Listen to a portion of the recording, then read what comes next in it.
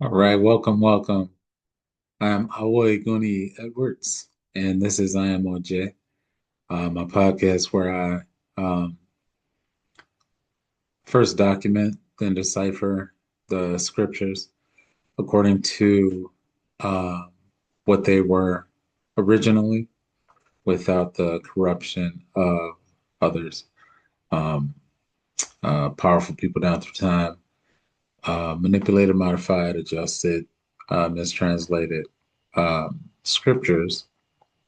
Um, and me being raised in a Christian tradition, raised apostolic, we were trained to study to show ourselves approved. So this is that effort. This is my ministry. This is my mission um, in my life, in this phase of my life, this phase of my journey, is to continue to cover the scriptures. We initially started in Genesis, and we actually read through um, chapter six. So we'll try and do another six chapters tonight. We'll see how it goes. All right, let's do it.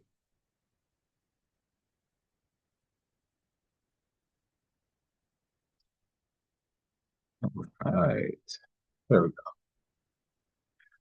All right, and I'll be switching back and forth between. I'll be switching back and forth between the KJV and the KJV expanded that has the translated words, especially as it relates to um, terms like Lord God, things of that nature.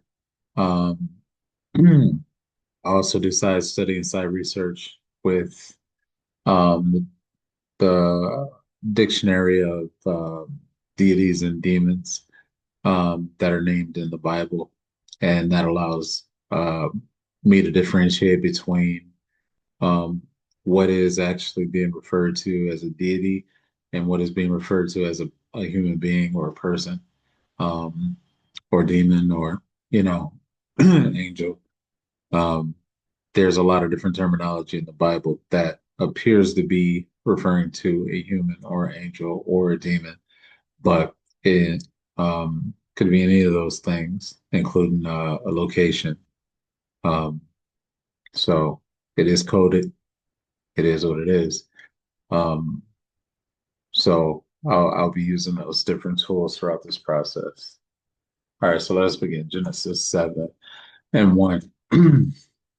And uh, in the Lord, and in this sense, it is Jehovah, said unto Noah, come thou and all thy house into the ark, for thee I have seen righteousness before me in this generation. Of every clean beast thou shalt take two to thee by sevens, the male and his female, and of beasts that are not clean by two, the male and his female, of fowls also of the air by sevens, the male and the female, to keep seed alive upon the face of all the earth. For yet 7 days, and I will cause it to rain upon the earth 40 days and 40 nights, and every living substance that I have made will I destroy from off the face of the earth. And Noah did according unto all that the Lord commanded. Again, this is Jehovah in this sense. And Noah was 600 years old when the flood of waters was upon the earth. And Noah went in, and his sons and his wife and his sons' wives with him into the ark because of the waters of the flood, of clean beasts and of beasts that are not clean, and of fowls and of everything that creepeth upon the earth. Remember that creepeth that we were looking at before, that creepeth is actually referring to things like lizards and things of that nature, not insects. Um,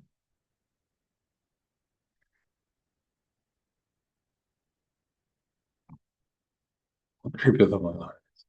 These are the creeping things. Um, there went in two and two unto Noah and to the ark, the male and the female, as God had commanded Noah.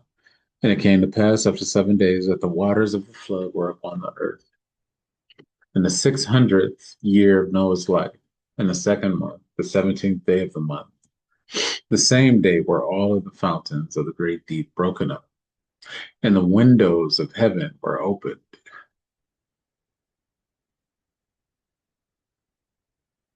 I like the way that was said. In the 600th year of Noah's life, in the second month, the 17th day of the month, the same day were all the fountains of the great deep broken up. Wow. And the windows of heaven were open. So it's like the old song when the rain came down and the floods came up. And the rain was upon the earth 40 days and 40 nights. And the self same day entered Noah and Shem and Ham and Japheth and the sons of Noah, and Noah's wife, and the three wives of his sons with them, into the ark. They and every beast after his kind, and all the cattle after their kind, and every creeping thing that creepeth upon the earth after his kind, and every fowl after his kind, every bird of every sort. And they went in unto Noah into the ark, two and two of all flesh, wherein is the breath of life. Two and two, balance. There exists the breath of life in between the two. And they that went in male and female of all flesh, as God had commanded him. And the Lord shut him in. And the flood was 40 days upon the earth, and the waters increased and bare up the ark, and it was lifted up above the earth.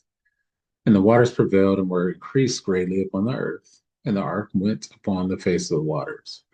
And the waters prevailed exceedingly upon the earth, and all the high hills that were under the whole heaven were covered. 15 cubits upward did the waters prevail, and the mountains were covered. A cubit is essentially from here to here, approximately 3 feet. Um,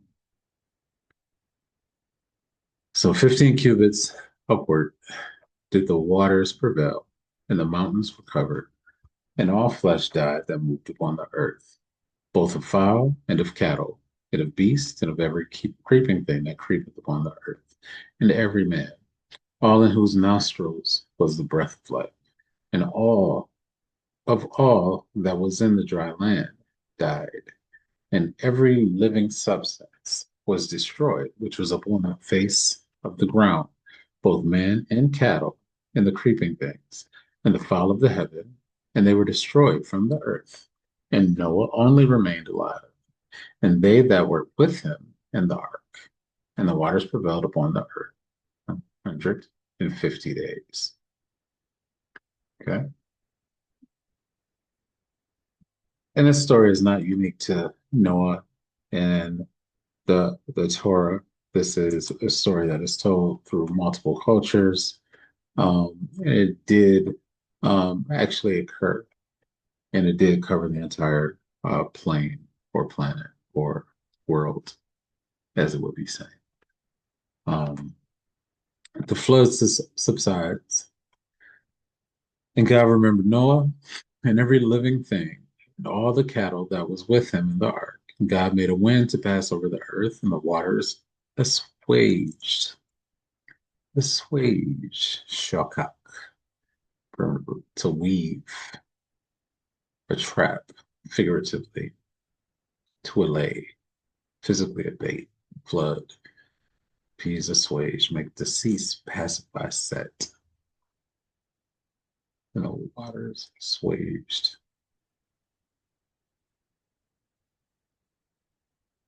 So essentially, this is saying that the waters swayed or or moved back and forth as if to lay a trap or as if to become woven together.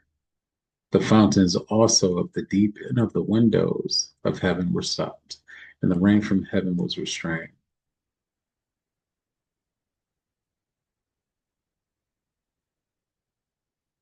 And the waters returned from off the earth continually, And after the end of the 150 days, the waters were abated. Mhm.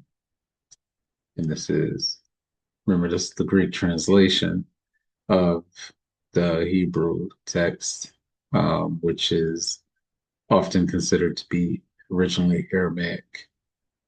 Um, Telek by implication, abated, telek, to fail, to want, to lessen. And it actually comes from quasare, quasare. And okay.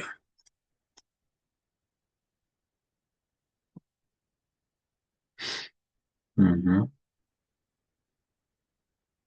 And the waters returned from off the earth continually, and after the end of the 150 days, the waters were abated. And the ark rested in the seventh month, on the 17th day of the month, upon the mountains of Ararat. And the waters decreased continually until the 10th month. In the 10th month, on the first day of the month, were the tops of the mountains seen. And it came to pass in 40 days that Noah opened the window of the ark which he had made, and he sent forth a raven, which went forth to and fro until the waters were dried up from off the earth. Also, he sent forth a dove from him to see if the waters were abated from off the face of the ground. But the dove found no rest for the sole of her foot, and she returned unto him into the ark. For the waters were on the face of the whole earth. Then he put forth his hand and took her, and pulled her in unto him into the ark. And he stayed yet other 7 days. And again he sent forth the dove out of the ark. And the dove came in to him in the evening, and lo, in her mouth was an olive leaf plucked off. So Noah knew that the waters were abated from off the earth. And he stayed yet other 7 days, and sent forth the dove, which returned not again unto him any more. And it came to pass in the 601st year, in the first month, the first day of the month, the waters were dried up from off the earth. And Noah removed the covering of the ark, and looked, and behold, the face of the ground was dry. And in the second month, on the 7th and 20th day of the month, was the earth dried up. So that's saying in the second month, and the 27th day of that month, the earth was dried up. And they left the ark the first month, the first day of the first month, the 601st year. 60111. Um, Go forth of the ark. God spoke unto Noah, saying, Go forth of the ark, thou and thy wife and thy sons' wives with thee. Bring forth with thee every living thing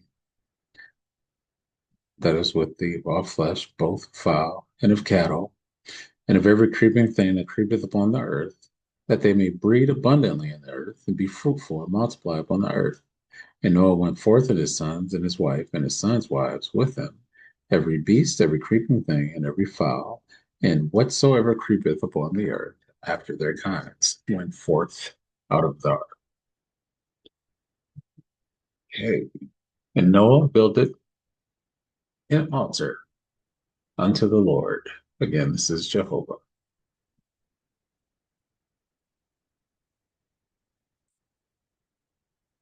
This is Jehovah.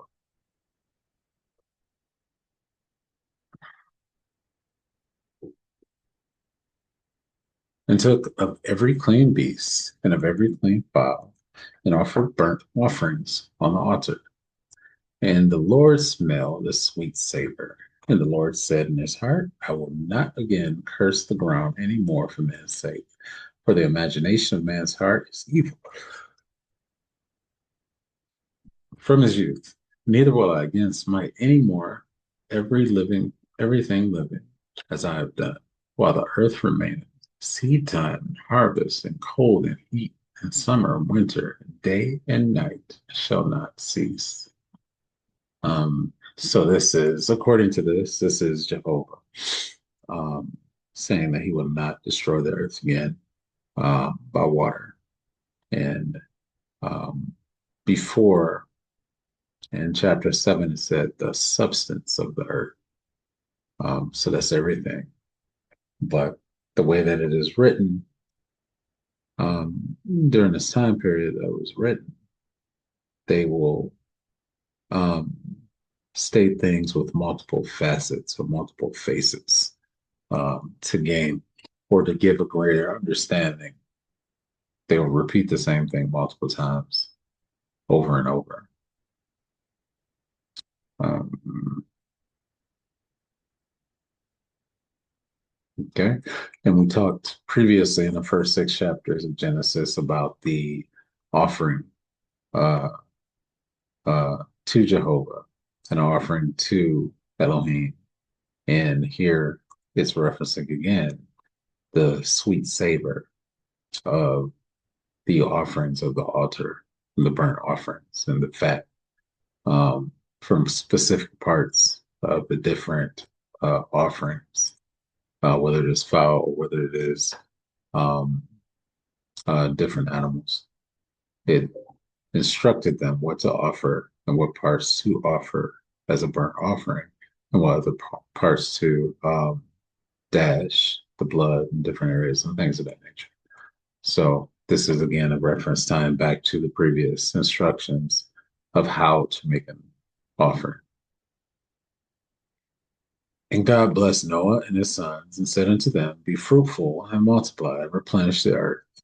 And the fear of you and the dread of you shall be upon every beast of the earth, and upon every fowl of the air, upon all that moveth upon the earth, and upon all the fishes of the sea. Into your hand are they delivered. See that word fear,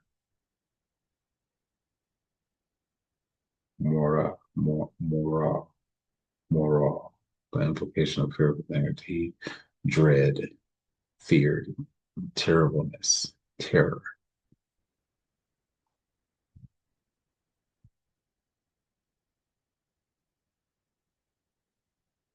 Every moving thing that liveth shall be meat for you. Even as a green herb have I given you all things.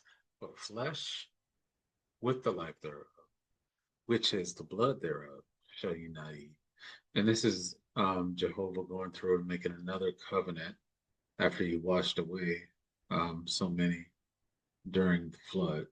So he's making a covenant with Noah um, at the end of last chapter and coming into this chapter, where he's showing that he will have dominion and be fearful to all things that move on earth because of his um, ability to not be wicked, essentially, as everything else is wicked.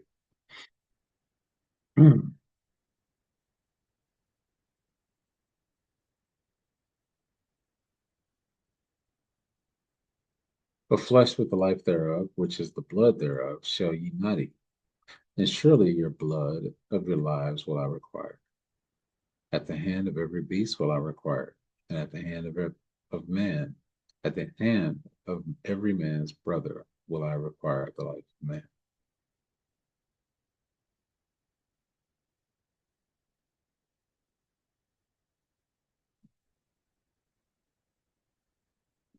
And then this is again a reminder about not eating blood and going back to the previous covenant and the previous instruction to not um, and how to sacrifice and what to eat and what not to eat. Okay.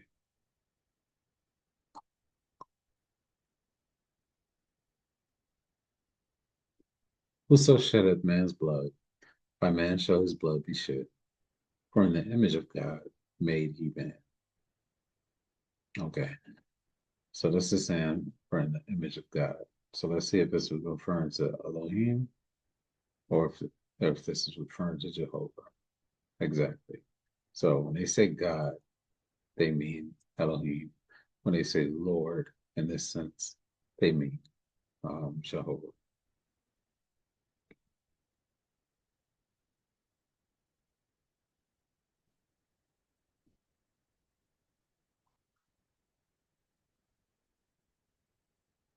And this is the precursor to eye for an eye, tooth for a tooth.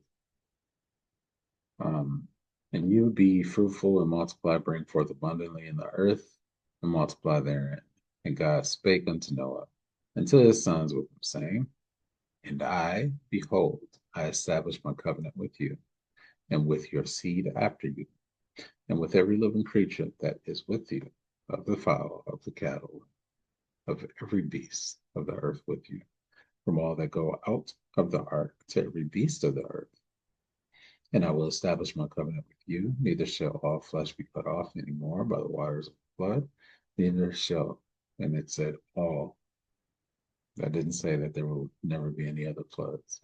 It just said, neither shall all flesh be cut off any more by the waters of the flood. Neither shall there any more be a flood to destroy the earth. And God said, this is the token of covenant which I make between me and you, and every living creature that is with you for perpetual generation. I do set my bow in the cloud, and it shall be a token of a covenant between me and the earth. And this is where it is the creation of the rainbow. I do set my bow in the cloud, and it shall be for a token of a covenant between me and the earth. This the assumption is this is this bow is referring to the rainbow.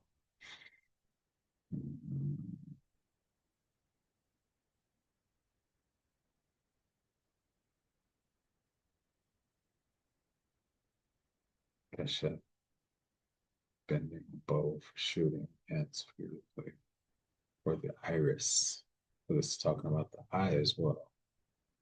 So the eye, which is the color spectrum. And we know that the color spectrum, the way that it's broken down, when you see things, there's a visible light spectrum. In in order to see colors, um, each color represents a different frequency.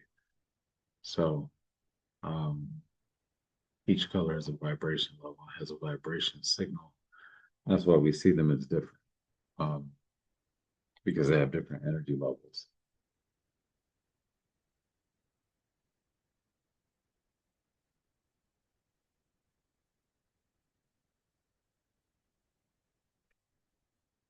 Sign of covenant between me and the earth.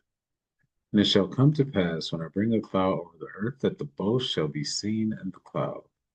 And I will remember my covenant, which is between me and you and every living creature of all flesh. And the water shall no more become a flood to destroy all flesh. So this is a reminder and an indicator of the promise. So when it manifests and it presents itself, it's a stopping point where Jehovah is essentially instructed not to move further and release or break the fountains of the deep and open the windows of heaven so that the water shall pour out, the separated waters that was discussed previously in other chapters. Um, and I'll remember my covenant, which is between me and you and every living creature of all flesh. And the waters shall no more be more flood to destroy all flesh. And the bow shall be in the cloud, and I will look upon it, that I may remember the everlasting covenant between God, that's going to be Elohim, and every living creature of all flesh that is upon the earth. And God, see, it's switched from Jehovah. Now we're talking to God here.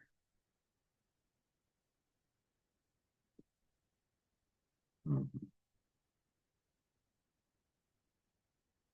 Nimbus or a thundercloud. Okay. Gonna get a nice bow. Cachette. Huh?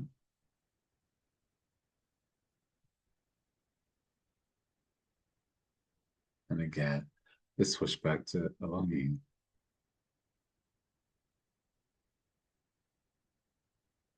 Elohim. So 17. And God said unto Noah, this is the token of the covenant which I have established between me and all flesh that is upon the earth. Mhm. And the sons of Noah that went forth of the ark were Shem and Ham and Japheth. And Ham is the father of Canaan.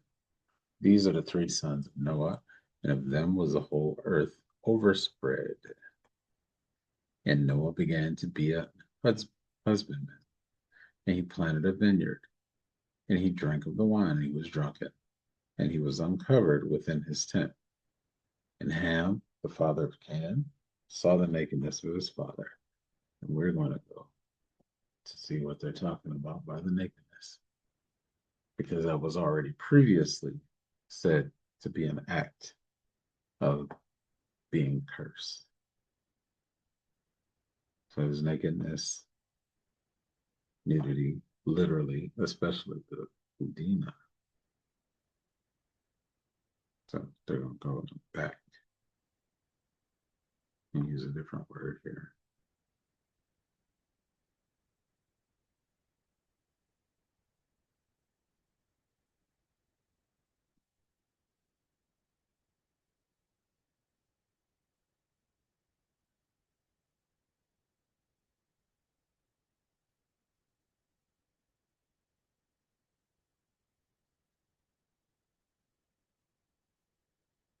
Okay. So when he saw the nakedness of, uh, when Ham saw the nakedness of his father Noah, he saw what is being referred to as a pudina, which is the nerve between, what we would call the perineum, the space between the um, testicles and the booty hole. So he was splayed out in his tent, and Ham walked in and saw him splayed out, saw all of his shame, and his father.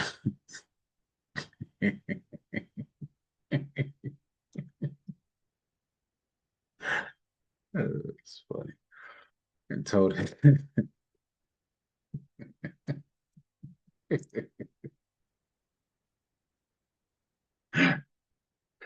Being so specific though, it was funny.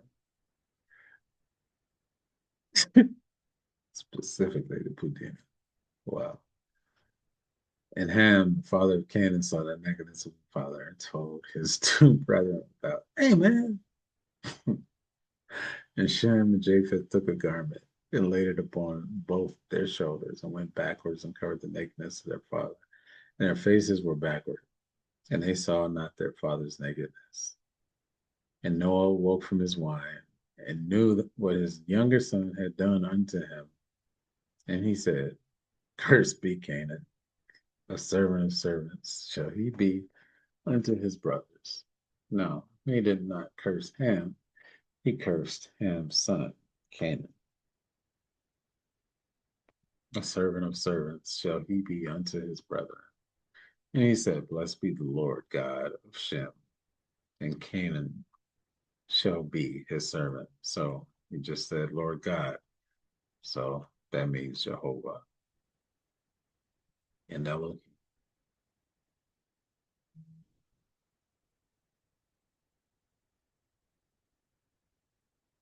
Canaan or Kenan.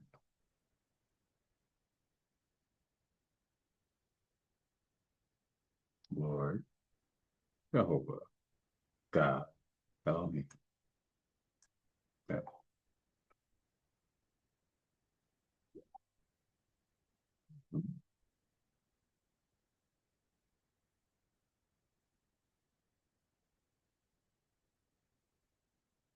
He said, blessed be the Lord God of Shem, and Canaan shall be his servant. God shall enlarge Japheth, he shall dwell in the tents of Shem, and Canaan shall be his servant. So in this sense, Japheth has been enlarged, and he shall dwell in the tents of Shem. And this is actually pronounced Shame. Shame. And Kenan shall be his servant. And Noah lived after the flood 350 years. He was 600 years before. He's 601 years after the flood subsided. So he lived 350 years after.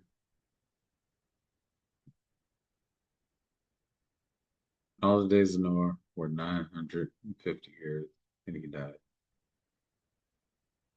Yeah.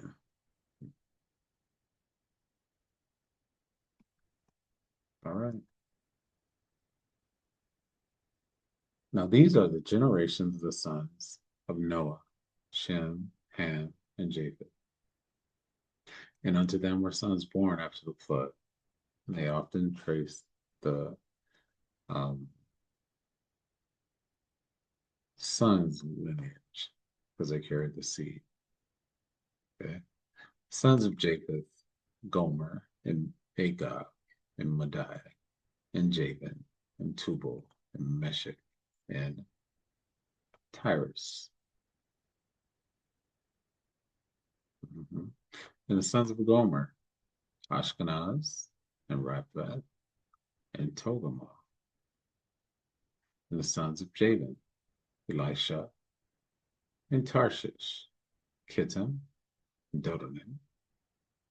By these were the isles of the Gentiles divided in their lands, everyone after his tongue, after their families, and their nation. And the sons of Ham, Cush, and Mizraim, and Put, and Canaan. Remember, Cush here is actually Egypt.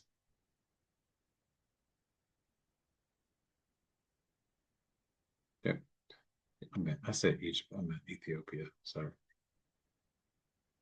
Mizraim is Egypt.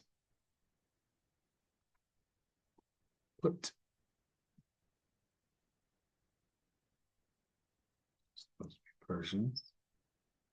Ham, and this is according to this concordance. And it is not according to Ephah, is not according to ancient anything. This is just what they're saying. Um, Ham should actually pronounce Tom. Is a sense of their country, right? Canaan, Canaan. Okay.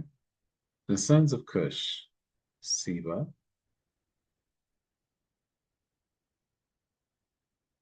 and Havilah, or Kavila.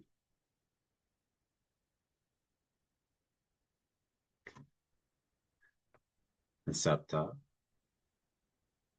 and Rama, Sheba, Dedan, and Cush begat Nimrod. He began to be a mighty one in the earth. He was a mighty hunter before the Lord. Remember, the Lord is Jehovah. Wherefore it is said, even as Nimrod, the mighty hunter before the Lord. That's referencing another scripture that may be foreshadowing. We'll discover. In the beginning of his kingdom was Babel, and Erech, and Akkad, and Calneh, in the land of Shinar. Out of that land went forth Ashur, and builded Nineveh, and the city Rehoboth, and Calah, and Rezin between Nineveh and Calah, the same as a great city. And Mizraim, this is Egypt, begat Ludim, and Anamim, and Lahabim, and Naphtuhim, and Patrusim, and Casluhim, out of whom came Philistim, and Cathorim. And Canaan begat Sidon, his firstborn, and Heth, and the Jebusite, and the Amorite, and the Girgasite, and the Hivite, and the Archite, and the Sinite, and the Arvadite, and the Zemarite, and the Hamathite, and afterwards were the families of Canaanites spread abroad because of the curse that Noah through um, gave through Ham to Canaan, his son, because of the sins of the father. And the border of the Canaanites was Sidon, as thou comest to Gerar unto Gaza, as thou goest unto Sodom and Gomorrah and Admah and Zeboim, even unto Lasha. These are the sons of Ham, after their families, after their tongues, in their countries, and in their nations. So it appears as if they're representing a direct lineage and a direct son, but these are entire nations of people that are being birthed. Yes. So we may be thinking about Noah in this sense as a human being, but because of what he gave birth to and given birth to entire nations, that may indicate that he is something other than a human being. Um, not necessarily because of his fruitfulness, but because of what he gave birth to. Something that gave birth to nations may not be uh, officially, technically, a human being. It may be something else. These are the sons of Ham. So families and sons and countries of the nation. Shem or yeah, or Shem, Shem, also the father of all children of Eber, the brother of Jacob the elder, even to him were children born. Children of Shem, Elam, and Ashur, and Phexad, and Lud, and Aram. And the children of Aram, Uz, and Og, and Gether, and Mash, and Arphaxad begat Salah, and Salah begat Eber. And unto Eber were born two sons. The name of one was Peleg, for in his days was the earth divided, and his brother's name was Joktan. So we're going to go there now and see 1025. Where are we? Brother's name was divided. What do you mean by divided? Split. Okay. Peleg means earthquake. Oh, okay. So this may be talking about the birth of earthquakes. And unto Eber, the name of two patriarchs, Eber. Okay. Two sons of the name. One was Peleg, which means earthquake. Uh-huh. And was the earth divided? Split. So it was an earthquake that split the earth in this region. So this may be talking about a continent forming or a earthquake causing a rift, because when the earth separates, the water will fill in where the earth is separated.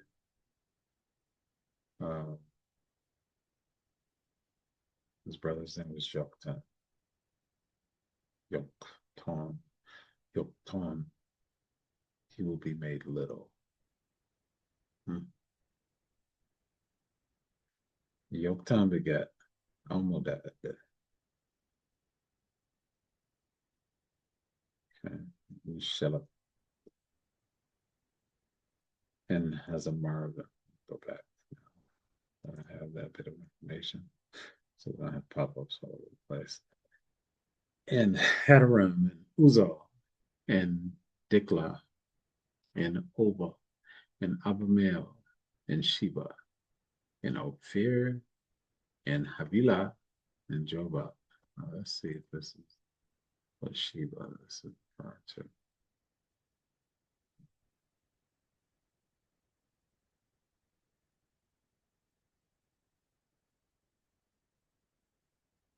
Okay. This is again talking about Ethiopians, but it may just be because here you have Seba, you have Sheba, and they're the same thing. They're just a different tribe of Ethiopia. Okay. And Ophir and Havilah and Jobab, all these were the sons of Joktan, or Yoktan, and their dwelling was from Mesha, as thou goest unto Sephar, a mount of the east. These are the sons of Shem, after their families, after their tongues, and their lands, after their nations. These are the families of the sons of Noah, after their generations, in their nations. And by these were the nations divided in the earth after the flood. Divided. It literally said there was an earthquake that split between um, one brother and the other, which was Yoktan, and his other brothers was Peleg, which means earthquake. So, all right. Now we get into the story of the Tower of Babel. And the whole earth was of one language and of one speech. And it came to pass as they journeyed from the east that they found a plain in the land of Shinar. And they dwelt there. And they said to one another, go to, let us make brick, and burn them thoroughly. And they had brick for stone, and slime had they for mortar. Slime, slime, moss, oh, bitumen. Oh, okay. So this is heavy, heavy, heavy tar. It's a heavy tar, and it's called also tar sands. So it's mixed with sand as well. You typically find it in a desert climate or a very dry climate. You would find because where there is water, oil is not. Where there is oil, water is not.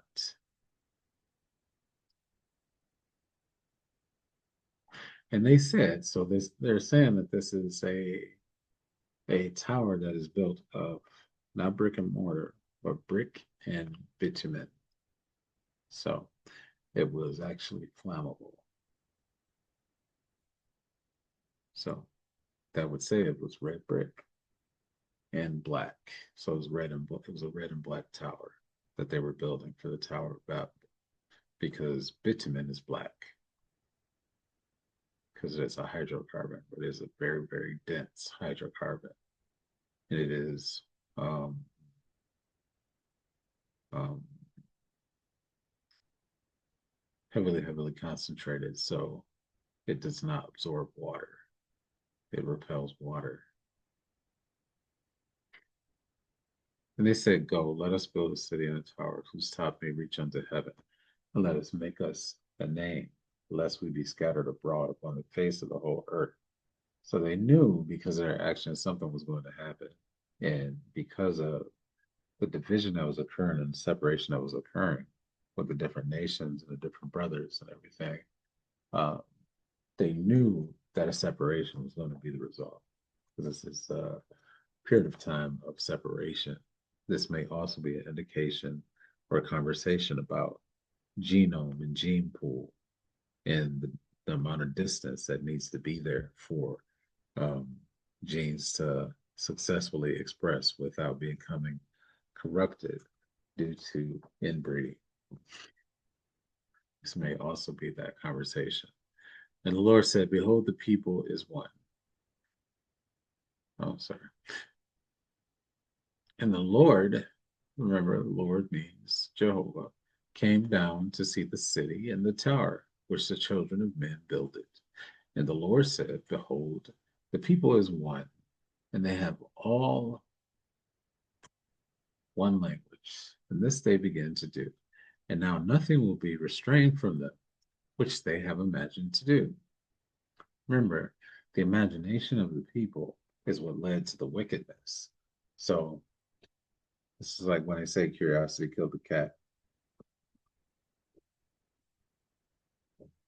They're talking about that level of imagination. So the imagination of the people is somehow inherently wicked, where they imagine things that are destructive. Um, and you can see because of the expectation of a correction that their intention was not to be unified and on one accord. Their intention is to be as one, um, but to be as one in their folly, and to not follow, uh, the will of the Lord, Jehovah, in a sense. So, let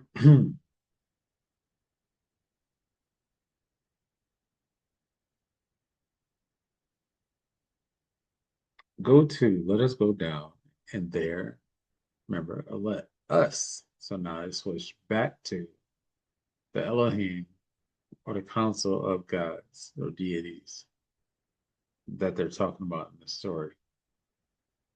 And they talk about heavily in the Bible. So go to, let us go down, and there confound their language, that they may not understand one another's speech. So the Lord scattered them abroad from thence upon the face of all the earth, and they left off to build the city. Therefore is the name of it called Babel, because the Lord did there confound the language of all the earth. And from thence did the Lord scatter them abroad upon the face of the earth. Remember, it repeats a lot, the same thing. It repeats. So it's a writing style. It's a poetic writing style.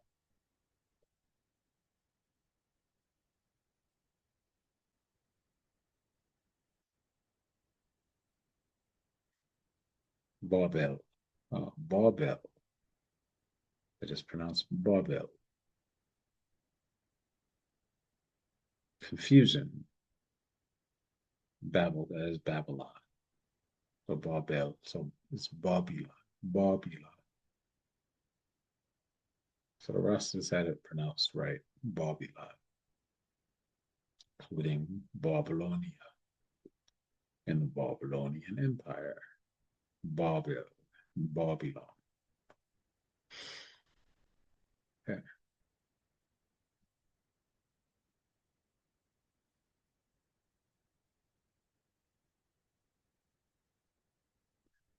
This happened. I was thinking about. Okay.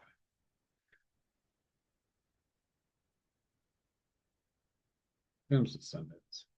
These are the generations of Shem, or Shem. Shem was Shem was 100 years old and begat Arphaxad. Let me make sure I'm pronouncing that right. Arphaxad. Arphaxad. Arphaxad.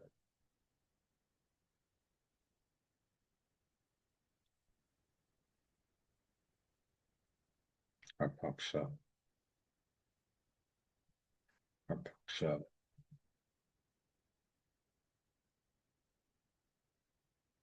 And Shem lived after he begat Arphaxad 500 years and begat sons and daughters. And Arphaxad lived 35 years and begat Salah. I should just keep on as we get to the genealogy because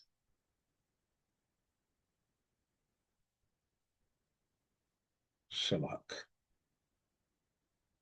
Shalak, Shalak.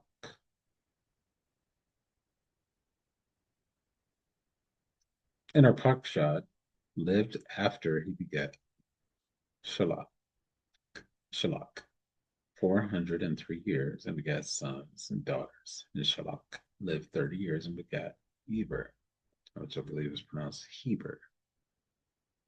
Heber. Yeah, Eber or Aber. It's actually Aber. Aber. Aber. Aber. Okay, so it's Aber. And Shalak lived after he begat Aber 403 years and begat sons and daughters. And Aber lived 430 years and begat Peleg. Peleg. Earthquake. Okay. And Eber lived after he begot Peleg 430 years and begat sons and daughters. And Peleg, and they are not significant for some reason. And Peleg lived after he begat Reu. Reo, 209 years and begat sons and daughters. And Reo lived 230 years. It was 32 years and begat Sheruk, Saruk. These are different languages. A different language is a system of communication that cannot be understood. What are you talking about? It's listening too much.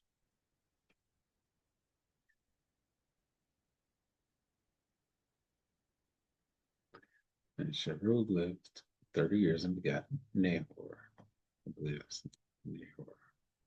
Nahor. Nahor. Nahor. Nahor. Nahor. And Serug. And Serug lived 30 years and begat Nahor. Nahor. Nahor. And Serug lived after he begat Nahor 200 years and begat sons and daughters. And Nahor lived 920 years and begat Tekrak.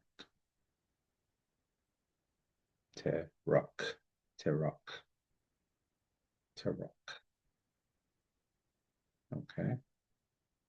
And Nahor lived after he begat Terak in 119 years and begat sons and daughters. And Terak lived 70 years and begat Abram.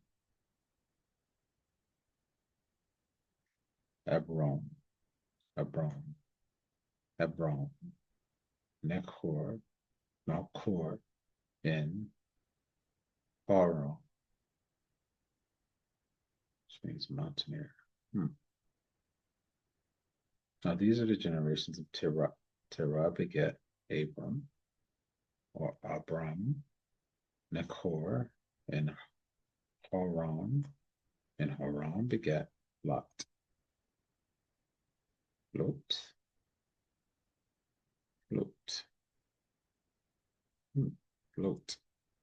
His name is pronounced Lot. Not Lot, it's Lot. And Abram,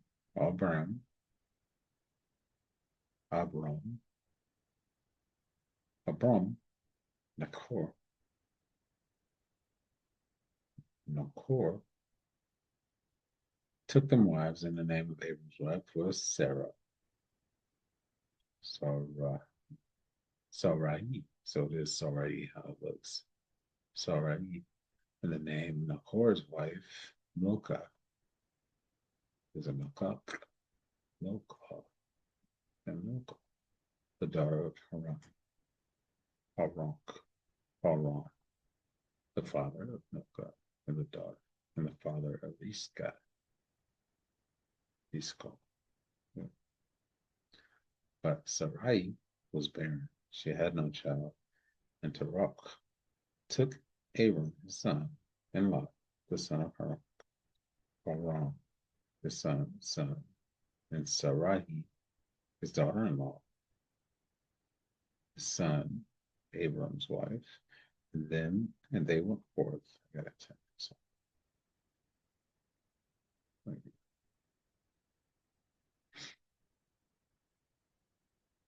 And they went forth with him from Ur of Chaldees to go into the land of Canaan. And they came unto Haran and dwelt there. And the days of Terah were 205 years. And Terah died in Haran. See? So it switched from a person to a place. And many of these people are also places. which is why I said you have to use multiple sources in order to understand who, what, where, why, and they, I guess. Okay. All right. Okay. To the call of Abram, or Abram,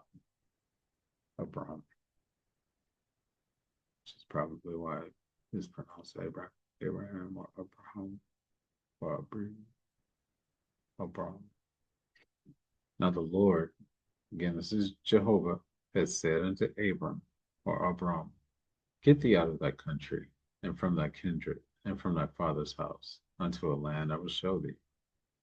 And I will make thee of thee a great nation, and I will bless thee, and make thy name great, and thou shalt be a blessing. And I will bless him that bless thee, and curse him that curse thee. And in thee shall all families of the earth be blessed. So Abram departed, as the Lord spake unto him, and Lot went with him. And Abram was 75 years old when he departed out of Haran. And Abram took Sarai, his wife, and Lot, his brother's sons, and all their substance that they had gathered, and the souls that they had gotten in Haran. And they went forth to go into the land of Canaan, and into the land of Canaan they came. And Abram passed through the land unto the place of Shechem.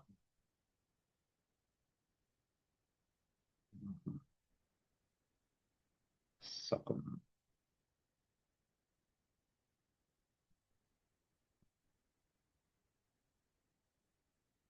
Shechem. Place in Palestine. Unto the plain of Moreh.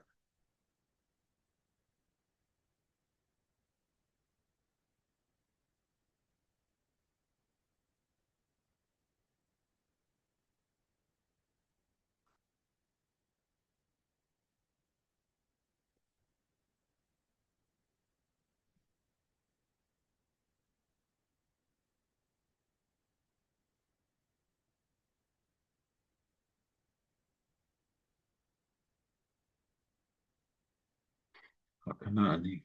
Canaani. Canaani. And the Canaani was then in the land. And the Lord Jehovah appeared unto Abram and said, let's see what appeared means. To see, literally or figuratively. Devise, self, appear, approve, hold, certainly, etc., discern, gaze upon, unto Abram and said unto thyself, I'll give thee some things.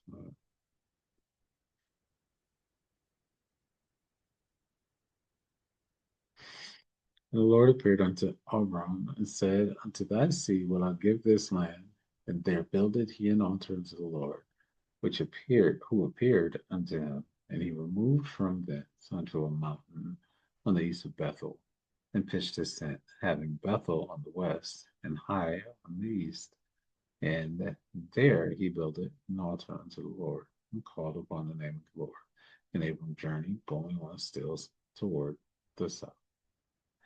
And so that he built the altar there so he could have a communication and call the Lord Jehovah to gain further clarity in terms of if he was in the right place or if he needed to journey forward.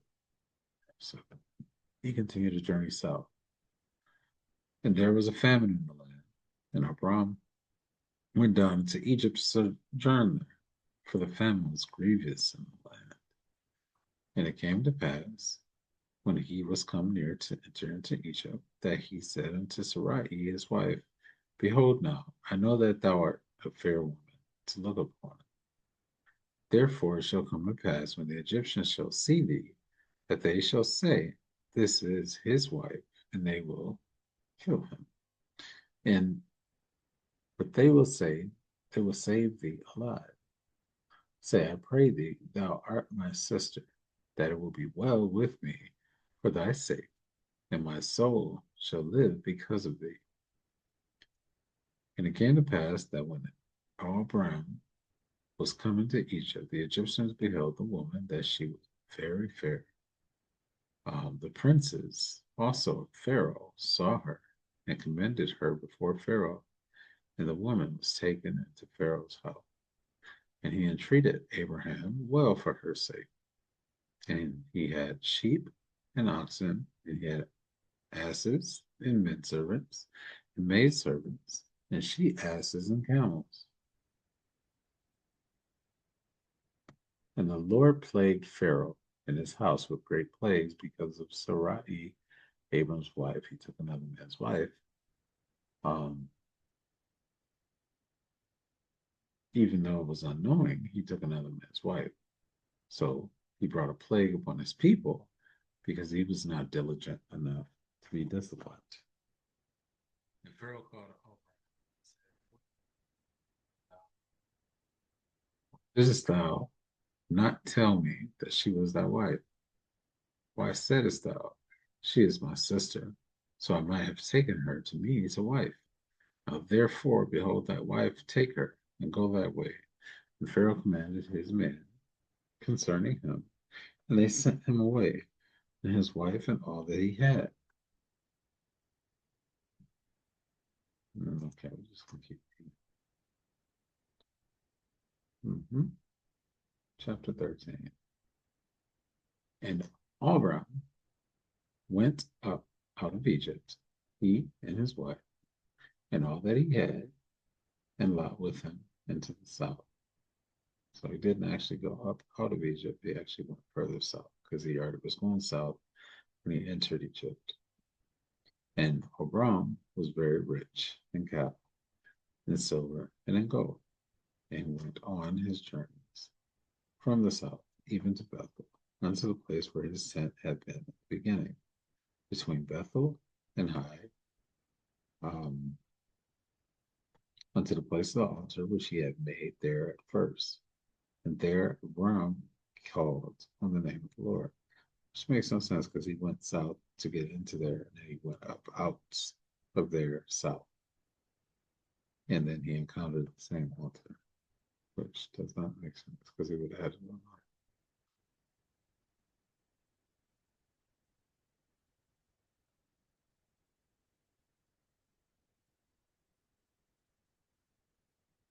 And Lot also, which went with Abram, had flocks and herds and tents, and the land was not able to bear them, that they might dwell together, for their substance was great. So they got paid to leave, so that they could not dwell together. And there was a strife between the herdmen of Abram's cattle and the herdmen of Lot's cattle. And the Canaanite and the Perizzite dwelled then in the land.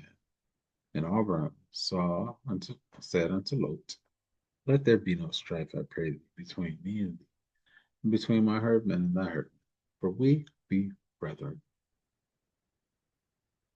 Is not the whole land before thee? Separate thyself, I pray thee, from me. If thou wilt take the left hand, then I will go to the right. Or if thou depart to the right hand, then I will go to the left. And Lot lifted up his eyes and beheld all the plain of Jordan, that it was well watered everywhere, before the Lord destroyed Sodom and Gomorrah, even as the garden of the Lord, like the land of Egypt, as thou comest unto Zoar. Then Lot chose him all the plain of Jordan, and Lot journeyed east, and they separated themselves, the one from the other. So this is communicating the relationship between right and east. So if they're heading north somehow, then Lot journeyed to the right.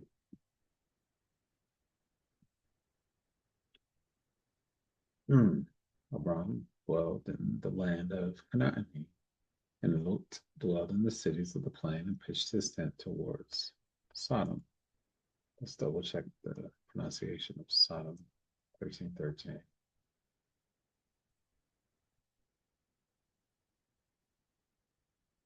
Sidon.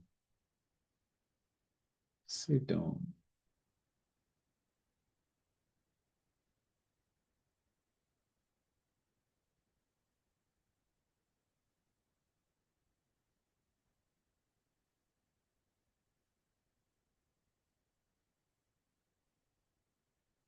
Okay. But the men of Sodom were wicked and sinners before the Lord exceedingly.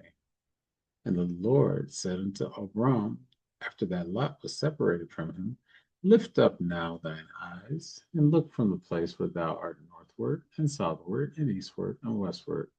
For all the land which thou seest to thee, will I give it, and to thy seed forever.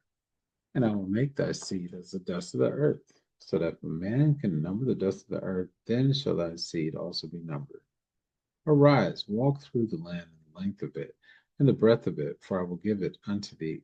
So he had to walk out upon the land to claim his territory by what his feet touched. Then Abram removed his tent and came and dwelt in the plain of Mamre, which is in Hebron.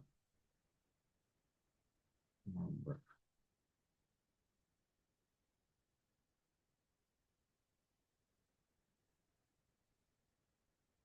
Mamre. Okay, Mamre. This is a bigger, lusty Mamre. Mamre, like memory, maybe. And Kebaron. Kebaron. Kebaron. Kebaron. Built there an altar unto the Lord. Okay. Let's go a little bit further on those. 14. Yeah.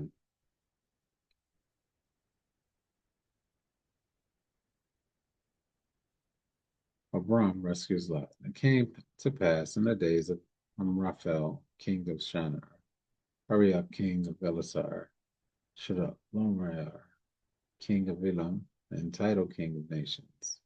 I like that name, Title, king of nations.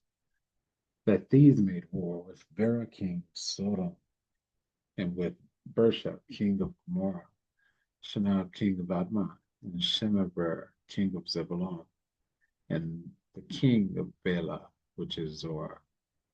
All these were joined together in the bow of Sidon, which is the Salt Sea. 12 years they served Shedorlaomer, Shedorlaomer, 14:4. Shedorlaomer. Kid Olaomer, Kedorlaomer, Mer is definitely referring to the sea still. Kedorlaomer, Kedorlaomer. And the kings that were with him and smote the Rephaims and Ashtaroth, Karnaim, and the Zuzims and Ham, and the Imims and Shava, Kirataim, Taim, Kirataim, and the Horites and their Mount Seir unto El Paran, which is by the wilderness. And they returned and came to En Mishpat, which is Kadesh, and smote all the country of Amalekites, and also the Amorites that dwelt in Hazizon Tamar. Hazizon Tamar. And there went out the king of Sodom, and the king of Gomorrah, and the king of Admah, and the king of Zebulun, and the king of Bela, the same as Zoar. And they joined battle with them in the valley of Siddim, with Kadorlaomer, the king of Elam, and with Title, king of nations, and Amraphel, king of Shinar, and Arioch, king of Elasar, 4 kings with 5. And the valley of Siddim was full of slime pits. That is probably bitumen pits. Again, this is called slime.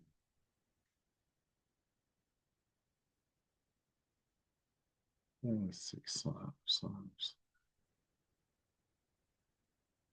fits better, fit especially well. Yeah, especially well. Come on, bitumen. Yep, it's rising to the surface. So it's had oil rising from this, rising to the surface.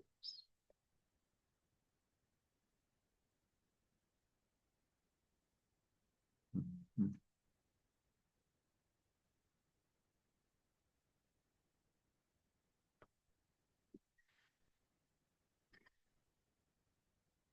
And the kings of Sodom and Gomorrah fled and fell there, and they that remained fled to the mountain. And they took all the goods of Sodom and Gomorrah, and all their victuals, and went their way. And they took Lot, Abram's brother's son, who dwelt in Sodom, and his goods, and departed.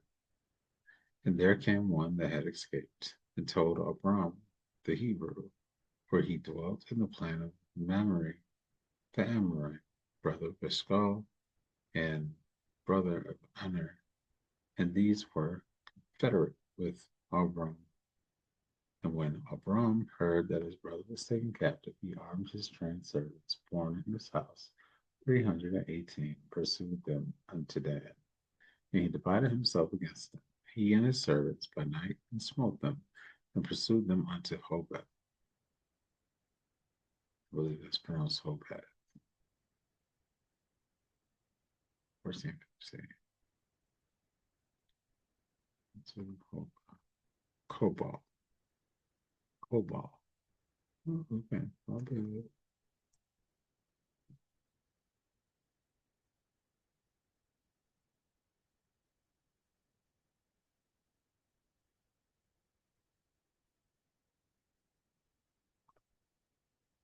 Yeah, yeah, Cobalt, which is on the left hand of Damascus. And he brought back all the goods, and also brought again his brother Lot, and his goods, and the women also, and the people.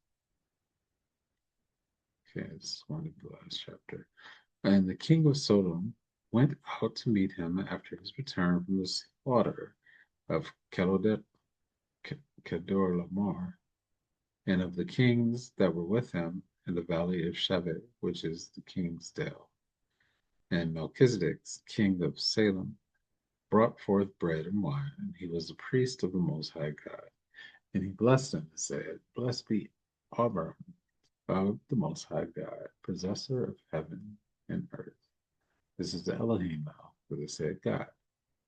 Um, and blessed be the Most High God, which hath delivered thine enemies into thy hand. And he gave him tithes of all. And the king of Sodom said unto Abram, Give me the persons, and take the goods to thyself.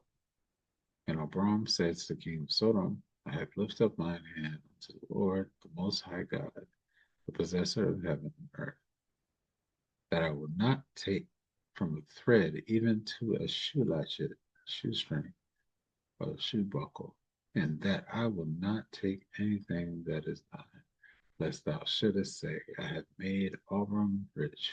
Wow. Save only that which the young man had eaten in the portion of the men which went with me, Honor, Eshcol, and Mamre, let them take their portion. So basically, the ones that were confederate with them were allowed to eat and have feast and wine, and but they took nothing else. So they couldn't claim, oh, I'm the one that put you on later on because remember, they're wicked. And so, all right, that's enough for tonight. But thanks for sticking with me. Um, we'll get through this some more, but it is interesting because doing things this way allows it to be more engaging and allows it to be more interesting um, because there's so much mystery hidden within each word, each name, that it makes it um, I guess it makes it come alive So even though the scriptures we've read many times before and things that concepts that we've covered and have been preached to about for um, generations, it is good to see things from a different perspective because before we would have just thought everything was just people. But now we're beginning to see that everything is not a person, everything is not a human being. Um, and the majority of everything that they're discussing is masculine energy. So that's also an indication of something that may exist beneath the surface. And willing to discover more, you know, as we navigate this road, navigate this journey, and build up our momentum so that we can one day um, translate these scriptures according to our ancestors who actually walk these footsteps, who actually have these stories written about their lives, um, which will allow us to understand more about each and every story here and each and every name, the way that the numbers line up, the way that all of the different messages um, that different people can receive through uh, something that is appears to be simple, but once you start decoding, breaking things down, and pulling back the layers, you begin to see that this is something that is very, very, very exciting, exhilarating, and active.